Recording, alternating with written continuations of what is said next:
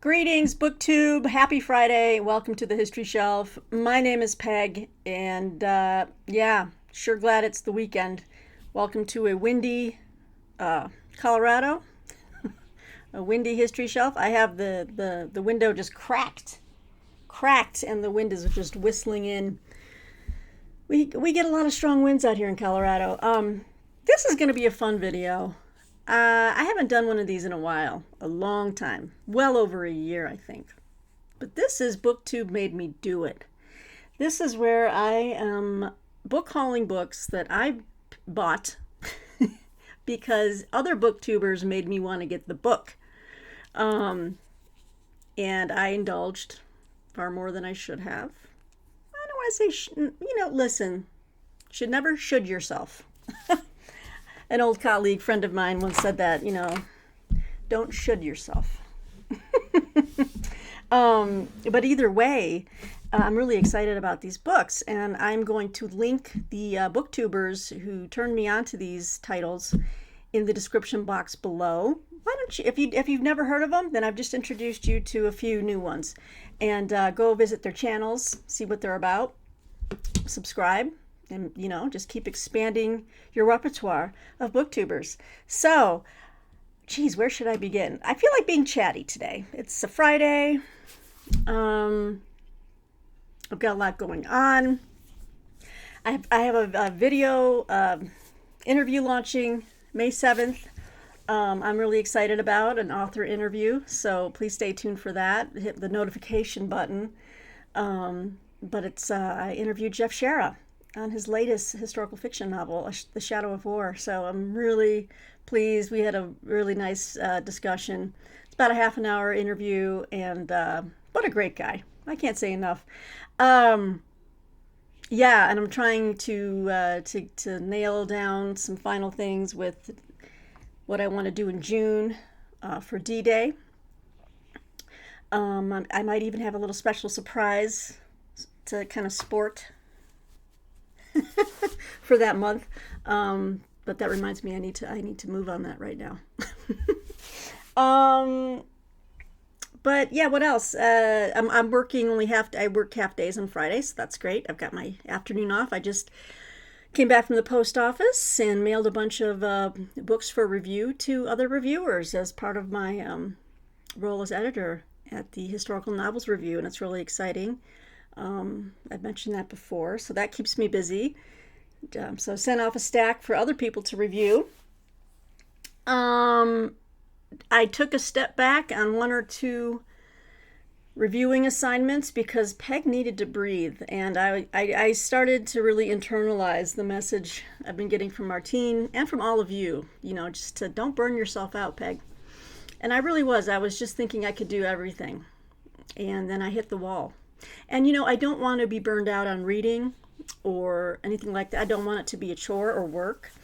So I just realized there is a finite amount that I can do within a month, and I should not destroy my love of reading by trying to say, yeah, I can take on all of these, and then lose my mind. So promptly. So it felt really good. I think I'm coming to some epiphanies, you guys, and I've got really exciting plans that I want to do for this channel, which requires me to just take a little bit less of review work on so that I can report back on books that I have on my shelves that I want to read and report back to you guys on. And, I think that's where I want to go. It's a lot of work reviewing, and I love reviewing, but I need to have it be an amount that's sensible and that I'm not constantly running from one thing to the next, because I still want to enjoy the springtime. Martine and I have plans for the yard. We got yard work, we got gardens we want to plant. So I want to kind of balance reading, reviewing with life stuff. I started going back to church. Of all places, I went through this epiphany, I'm using that word again, but when COVID happened 4 years ago, I was going to a Lutheran church with my sister, and then that stopped everything. And then things happened, life happened, and then my dog Gidget, she had heart problems, and she eventually succumbed and passed over the Rainbow Bridge, and that was around the time we were looking at selling our previous place, and so there was a lot going on there, and then we moved out here to the country, and it was like, what church could I go to out here? Nothing really appealed to me, and so after all is said and done, guess where I'm going? Right back where I started. It's the Lutheran church. It's like 20 minutes down the highway, 25 minutes, and I'm like, frankly, I'm good. That's how far it is to get to any church, except for the mega church down the street, and people wear flannel shirts and jeans giving a sermon, and I'm just not about that. It's not about that. I do like to see a little collar. At Easter, I love seeing the pastor in his vestments. I do think a pastor or preacher should have some type of dress that says that I am set apart. It's not a bad thing. I mean, I think I got turned off. I hope you guys don't mind me being chatty. I just feel like being chatty with you today. I got turned off initially at the old church that I'm still going to now because they had a lot of problems. They had some drama going on. So my sister and I kind of bounced during the drama. Why do churches have to have drama? It just seems so, it's the antithesis of what Jesus wanted. And of course, that's what Catholics blame the Protestants for. Look what you did. You went and blew up the church. You made a million different denominations and everyone fights. But you know what? It's human nature, I think, which goes back to the point that we need God. We need God. But yeah, they had decided back then, 4 years ago, to be able to grow their church or to be more relatable to a younger generation, to dress in civilian attire, like business, like a sport jacket. And this is from a Lutheran church that every Sunday the priests were in their white robes, or depending on the church season, they had the proper stoles and things like that. And then I'm seeing them just wearing sportwear attire, and I'm just like, so now we're changing the church to attract the world. There's something about that I don't like. And I think people do want to see a priest or a pastor, their role signified by what they're wearing, right? It's just, they want to see that. I do. I want to see that you're set apart. And they are set apart. They will be judged by a higher standard too, if they were to lead anyone astray. Because as ministers of the word, man, they are held to a higher standard. My pastor himself said that. He says, if I don't do this correctly, and if I, it's going to be a higher penalty for me because you're trusting me. I am the ambassador here, speaking of God's word. So, but then all those pastors left. So while I was gone for those 4 years or 3.5 years, they're still looking for a pastor. They have an interim guy. He seems real nice, but I was happy to see him wearing actual vestments on Easter. So anyway, like I said, let's circle back around to Peg is trying to take a little step back so I can enjoy all of life, all of its compartments, that I have. I've got my work, my career. I've got this is not in order of priority, but let's start off with family. I've got my family. I've got Martine. We have our home here, our puppies, our family. I have my career. I'm very proud of and very, very happy with. Love the work. Then I have BookTube. I have this channel, and I have these new things that I do in my spare time. The book reviewing and the editorship at Historical Novels Review. So it's a very fulfilling. It's a fulfilling life. You can overdo it for sure in one of those categories, and I certainly did. And I think I've learned my lesson, because now I'm just scribbling down notes all the time about I want to bring you better content. I want to follow up on, there's books on my shelves that I want to read that I'm not getting to because I am doing new things like reading new books and turning in reviews. So I'm still going to do that. but maybe a little bit less. Well, there's no maybe about it. I have to do a little bit less so that I can do other things on this channel, like this video. I hope you don't mind that I took 10 minutes. It's not often that I just sit here and talk and chat with you guys, but sometimes I just like to do that. So, yeah, this video I got real excited for. Now,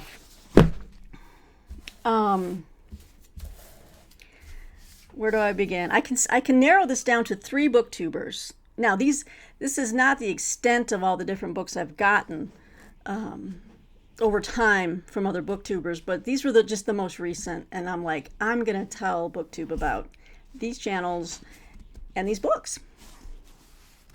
Let's start off with these guys. Has anyone out there heard of this wonderful channel called the Brothers Gwyn? And they are linked below. They're the Brothers Gwyn. They're brothers Ed and Will.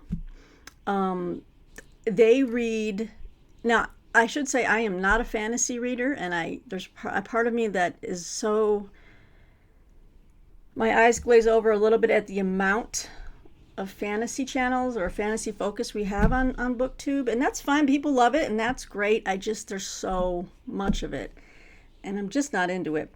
Well, these guys, they do fantasy, but they also do a lot of historical fiction with a lot of things that I'm interested in. So they're real fun to watch. I like when they do their countdowns and their new favorites, and they turned me on to some historical fiction that I cannot wait to read. So check them out below, the Brothers Gwyn. The first thing that I forget which video it was, but it was like the best books of 2023, that a wrap-up they did or something. And both brothers were raving about this writer and this series of books. So what did I do? I promptly went out to Blackwell's, which is the bookseller in the UK. And I've told you about them before. Free shipping to the US. And you get a lot of UK version of books that are kind of cool.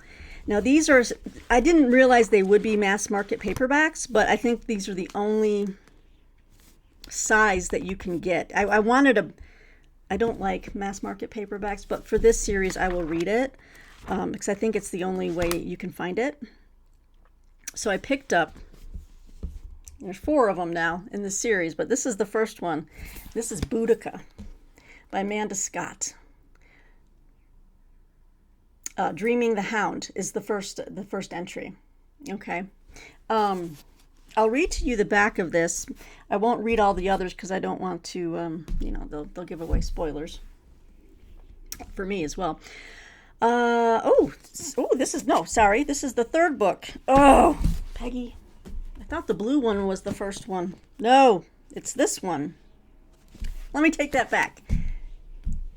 Boudica, Amanda Scott, Dreaming the Eagle is the first in the series. You know what, with me in series, I'm always screwing that up. So I'm screwing up something about a series in one form or another. And this publisher, well, this is Bantam, which is an American publisher. So usually there'll be a different type of book, but you know what? They're like $10 a piece on Blackwell's, roughly. One of them might have been 12, but it says here for Boudica, Dreaming the Eagle. At 12, she killed her first warrior. At 21, she defended her land against an invasion by the most powerful empire the world had ever seen. At 40, she led her people in a bloody revolt and became a legend. Set in a Britain before the Romans came, Amanda Scott's thrillingly imagined novel brings the brutal world of druids, dreamers, warriors, and their gods to vivid life. The opening chapter in a story of passion, courage, and spectacular heroism pitched against overwhelming odds.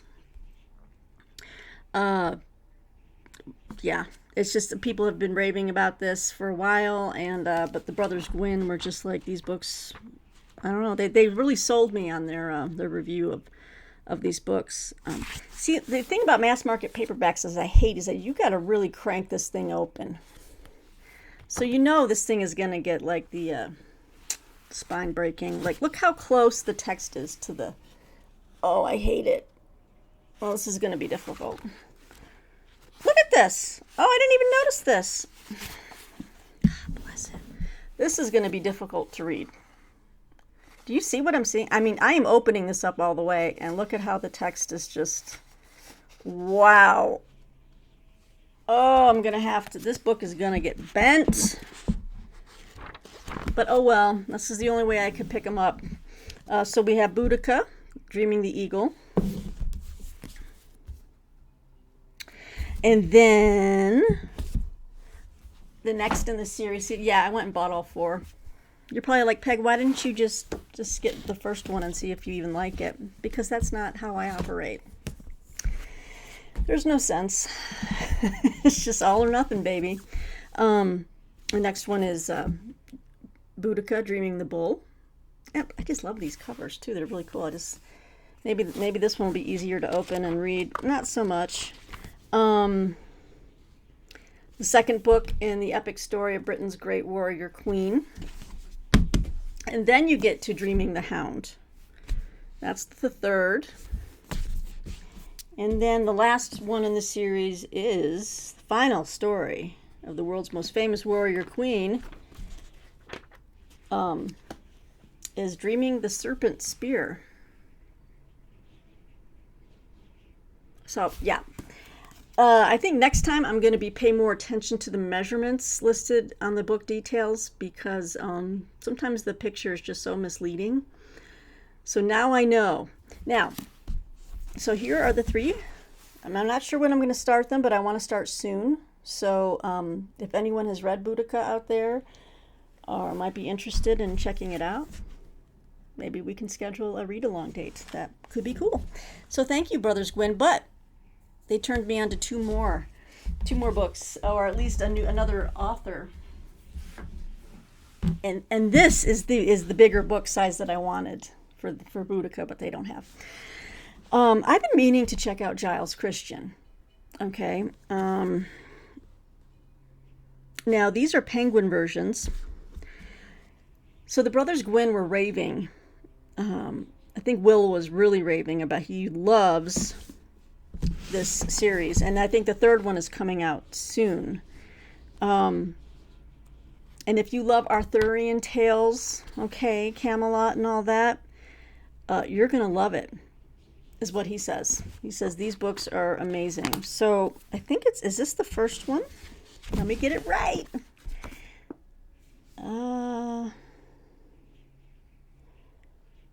Okay, this is the first one. So this is Giles Kristian, and this is a really beautiful book, UK version. This is put up by Corgi Press, and this is Lancelot, Warrior, Friend, Lover, Legend. It's the Corgi, and that's a UK publisher. So as you can see, yeah, that's what I'm talking about. These are the kind of books I like. Big old trade paperbacks, baby. So this is the whole Camelot, the whole, King Arthur story. But the Brothers Gwyn they just had all these great things to say about it. And I'm like, well, let me check this out. It says here, Rome is burning. In Britain, Uther Pendragon is dying. Enemies stalk his land. Into this uncertain world a boy is cast. An outsider, plagued by memories of those he's lost. Under the watchful eye of Merlin, the boy begins his journey to manhood. He meets another outcast, Guinevere, wild, proud, and beautiful. And he is dazzled by Arthur, a warrior who carries the hopes of the people like a flaming torch in the dark. But these are treacherous times, and the fate of Britain rests on a sword's edge. This young man becomes a lord of war. Loved, hated, admired, and feared, he is a man forsaken, but not forgotten. He is Lancelot. So I got that one. Now the second in the series, and by the way, the prices on Blackwell's are just amazing. They're really competitive. So now I have a whole routine. Like if I'm searching for a book, I will check it 3 or 4 of my other outlets, and I do price comparisons. You betcha. I am the thrifty book shopper. That should be my tagline or something. The thrifty history book shopper. Second in the series, we've got Giles Kristian's Camelot. They fought to keep the dream alive. Aren't these beautiful? So this one's got like this beautiful gold. And this is more of like a rust kind of copper color here. Let's see here. Britain is broken. The Saxons have returned and their warbands stalk the land. The lords of Britain look only to their own survival, unable or unwilling to unite as they once did under Arthur. And in a monastery hidden in the marshlands of Avalon, a novice monk prepares to take his vows. However, two strangers, the willful Saxon-hating Isel and the aging warrior Gawain, will pluck him from his sheltered existence, turning his world upside down. Together they will go in search of the last druid, to find the cauldron of a god and raise an army to hold the darkness at bay. And as they journey, so the novice will learn to embrace his legacy. Oh, how very cool, for he is a warrior born. His name is Galahad, and he is the son of Lancelot. So as you see. Now, the third one, I don't know if they tease it at the end of this one or not. I think the Brothers Gwyn already had like an arc of the final book in the series or something. But anyway, I'm really excited to kind of go into some historical fiction around King Arthur. And I've been wanting to also sample Giles Kristian's work. So this is how we're going to do it. All right, so I get to thank the Brothers Gwyn for me purchasing 6 of those books. It's all because of you guys. Okay. Wait, okay, so then we have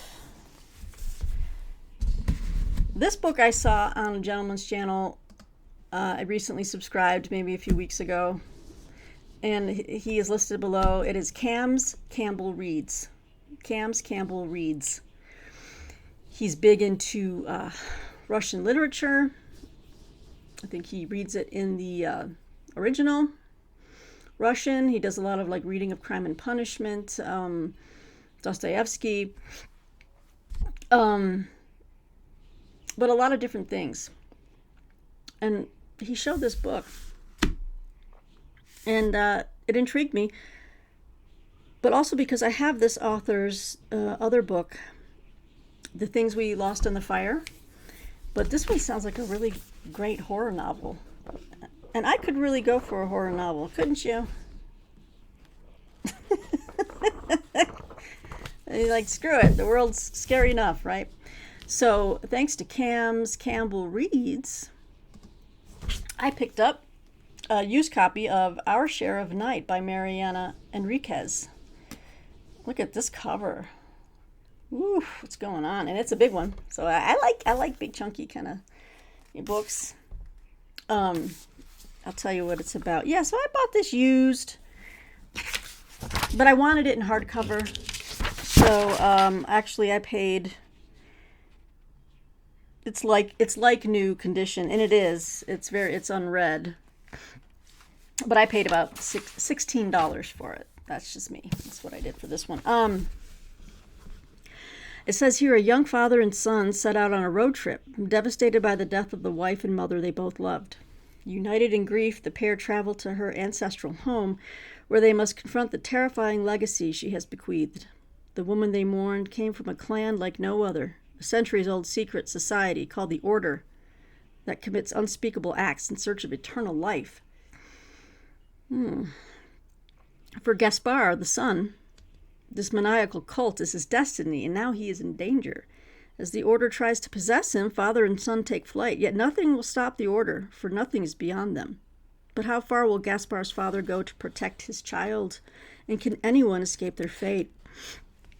Moving back and forth in time from London in the swinging 1960s to the brutal years of Argentina's military dictatorship and its turbulent aftermath, Our Share of Night is a novel like no other. A family story, a ghost story, a story of the occult and the supernatural, a book about the complexities of love and longing with queer subplots and themes. This is the masterwork of one of Latin America's most original novelists. A mesmerizing writer, says Dave Eggers, who demands to be read. So I think Cam, well, I know that Cam said he liked it. And so, the other things that he said too about the book just kind of turned me onto it. So thanks, Cam.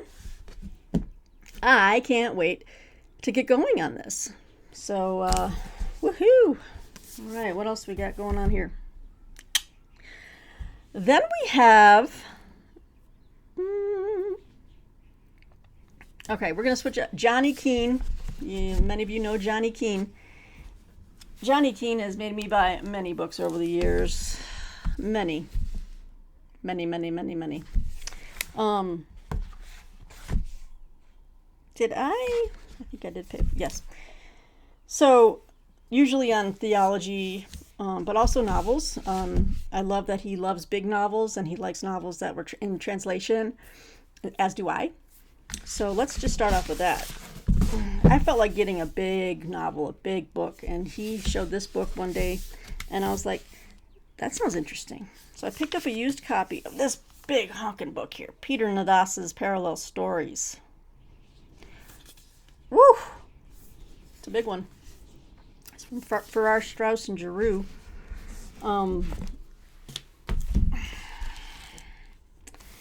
Wow, yeah, March of the Mammoths. It's like 1,125 pages or more. Well over 1,100 pages.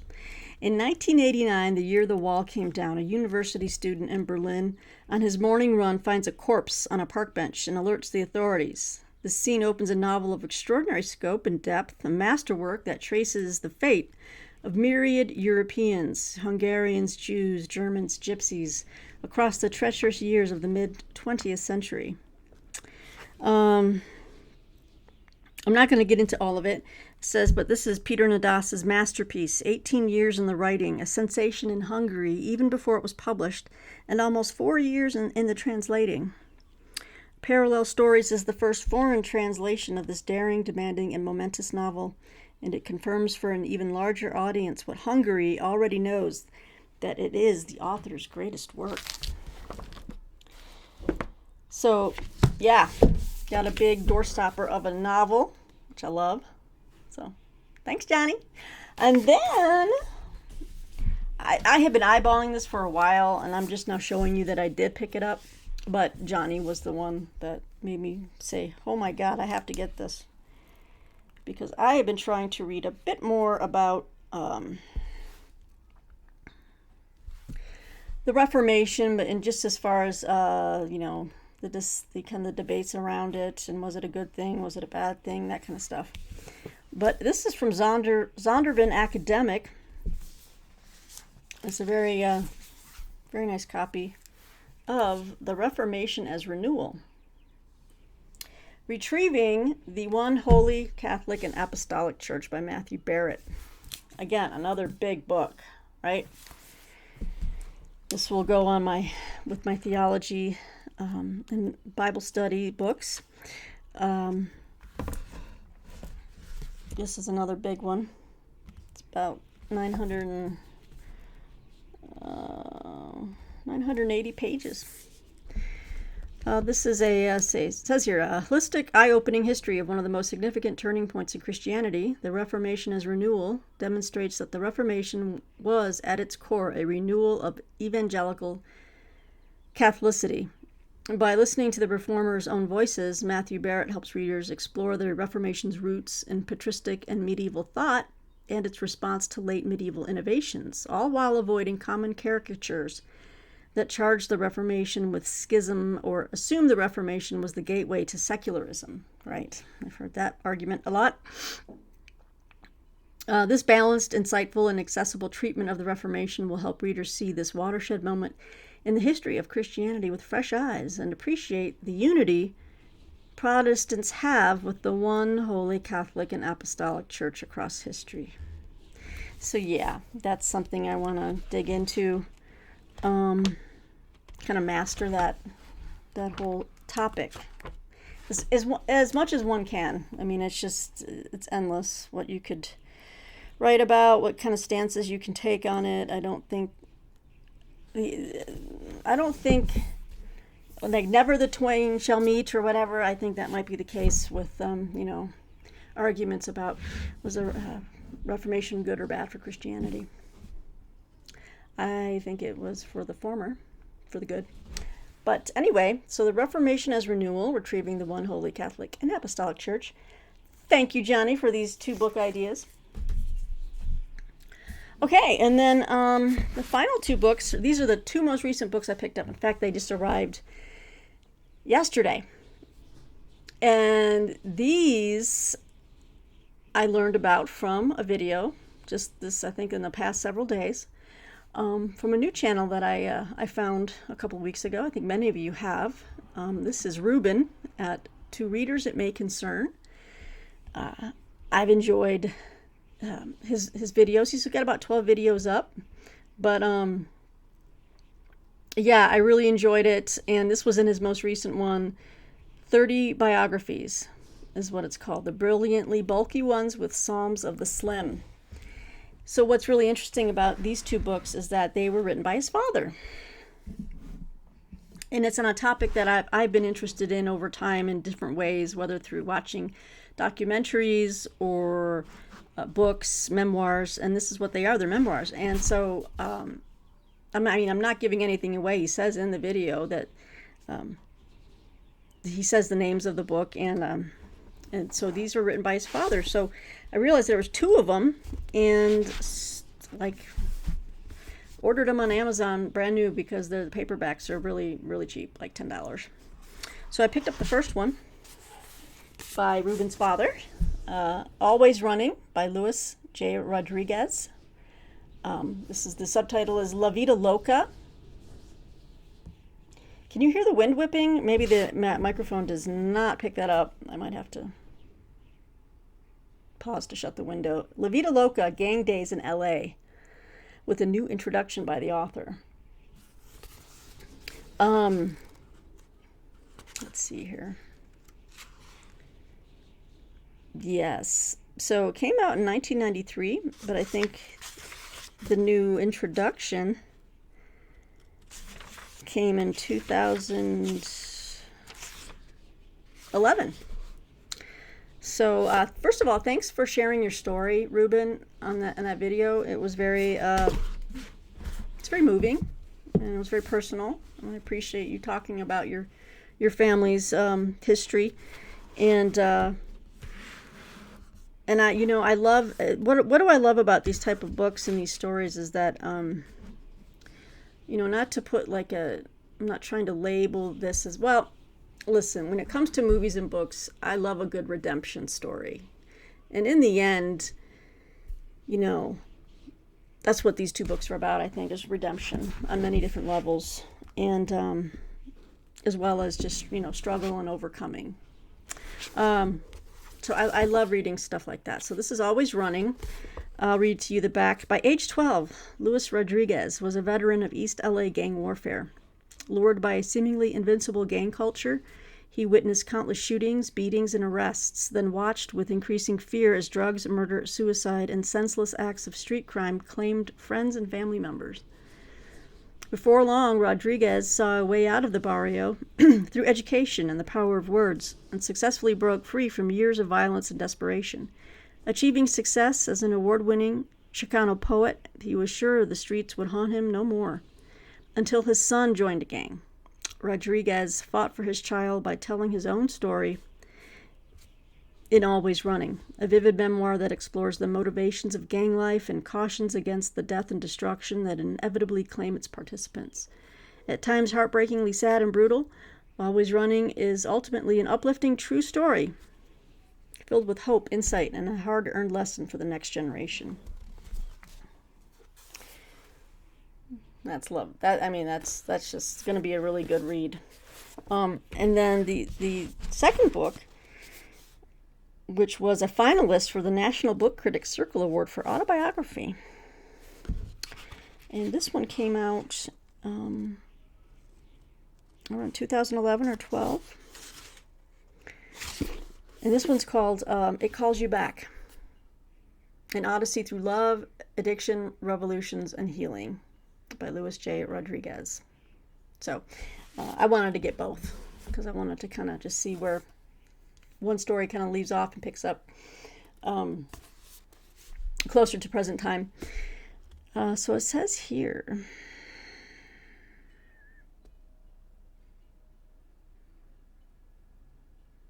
I'm trying not to give anything away in case you wanted to read it.